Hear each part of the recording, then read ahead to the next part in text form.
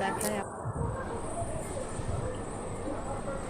এই দেখো বন্ধুরা, আমার ঠাকুমা এখন থোর কুচিয়ে রাখলো। এবার থোরটাকে গাবলায় ঢেলে নিচ্ছে, দিয়ে গাবলায় নুন দিয়ে ভালো করে থোরটাকে চটকাবে।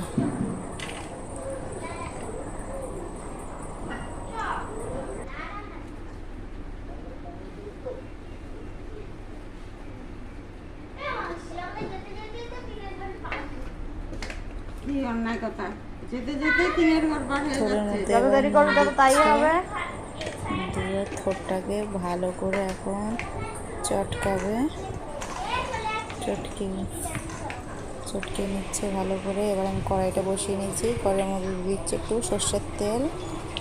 তেলটা গরম হচ্ছে, ভালো করে নাড়াচাড়া করে নিচ্ছি তেলটা গরম হওয়ার জন্য।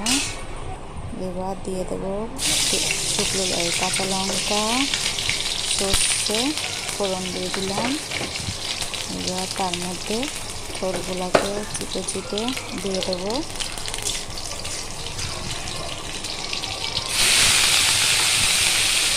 থোর দিয়ে দিচ্ছি চিপে চিপে।